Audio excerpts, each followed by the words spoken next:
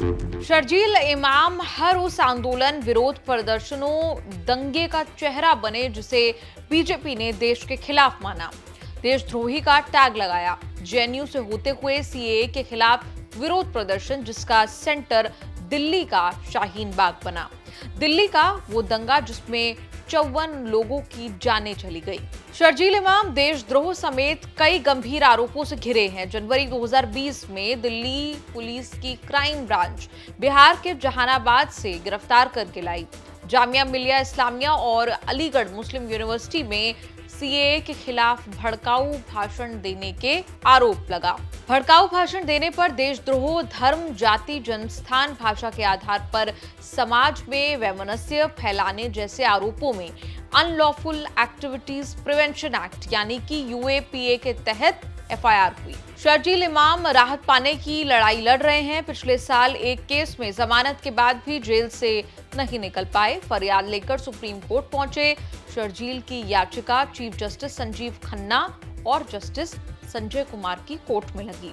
Supreme court में शर्जील की file खुली तो पता चला कि एक भाषण को लेकर उत्तर प्रदेश, असम, मणिपुर, अरुणाचल प्रदेश, दिल्ली यानी कि कुल मिलाकर 5 राज्यों में कई एफआईआर जो हैं वो दर्ज मिली। शर्जील ने सुप्रीम कोर्ट से मांग की कि सबको एक साथ किया जाए। चीफ जस्टिस संजीव खन्ना ने सरकार से पूछा कि क्या शर्जील इमाम पर एक ही भाषण के लिए अलग अलग राज्यों में एक ही अपराध के लिए मुकदमा चलाया जा सकता है। शर्जील का केस लड़ रहे सीनियर एडवोकेट सिद्धार्थ दवे ने बेंच से कहा, ये तो ठीक नहीं। सरकार के वकील additional solicitor general SV Raju ने कहा कि बिहार, यूपी, दिल्ली में भीड़ को उकसाया, ये अलग अलग अपराध है। चीफ जस्टिस ने कहा कि भाषण तो एक ही है, अगर यूट्यूब पर है और उसे पूरे भारत में सुना जा सकता है तो उसका प्रभाव भी समान होगा। चीफ जस्टिस की बेंच ने कोई आदेश तो नहीं दिया, लेकिन जो कहा उसे शर्जील के लिए राहत माना जा रहा है। चीफ जस्टिस ने कहा कि सभी केस दिल्ली ट्रांसफर करने चाहिए। एसवी राजू से कहा कि अगर आप सहमत हो तो हम अन्य राज्यों में मुकदमे पर रोक लगा सकते हैं। एसवी राजू ने एकदम सहमति नहीं दी। फिलहाल तो मामला 2 हफ्ते के लिए टल गया है। तब यूपी, असम, मणिपुर, अरुणाचल, दिल्ली की सरकारों को सुप्रीम कोर्ट को बताना होगा कि उन्हें शर्जील इमाम के खिलाफ केस दिल्ली ट्रांसफर करने पर कोई आपत्ति है या नहीं। शर्जील इमाम की कहानी बिहार के जहानाबाद के काको से शुरू हुई। परिवार पटना में रहने लगा। पिता अकबर इमाम जेडीयू के नेता रहे। पढ़ने लिखने वाले बच्चे रहे। हिंदुस्तान टाइम्स की 2020 की रिपोर्ट के मुताबिक शर्जील ने पटना के सेंट जेवियर स्कूल से स्कूलिंग की। 98% मार्क्स से 10वीं पास की तो दिल्ली आकर डीपीएस वसंत विहार में एडमिशन लेकर +2 किया।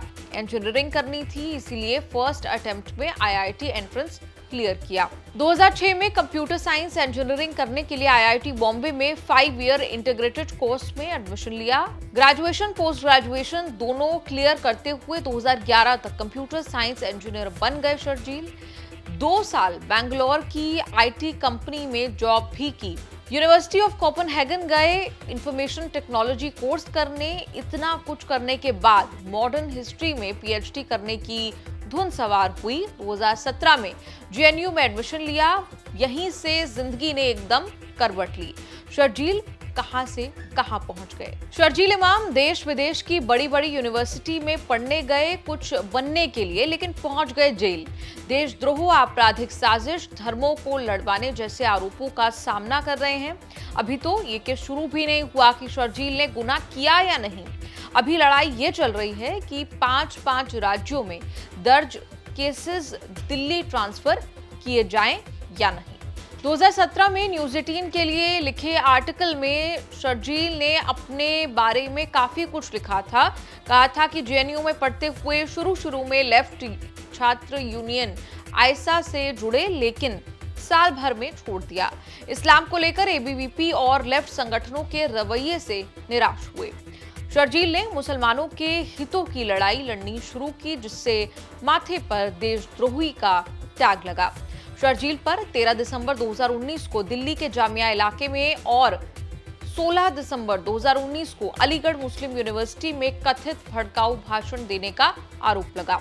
सरकार सीए कानून लेकर आई तो शर्जील पूरी तरह से विरोध में कूद पड़े। शाहीन बाग में 100 दिन तक चले आंदोलन के आयोजक माने गए। अलीगढ़ मुस्लिम यूनिवर्सिटी में दिया भाषण ही उनके लिए आफत बना। दिल्ली में दंगे हुए तो शर्जील का नाम दंगे की साजिश करने में आया। कोर्ट कचहरी का ये एपिसोड आपको कैसा लगा? आप कमेंट्स में लिखकर अपनी राय जरूर दें और देखते रहिए न्यूज़ तक।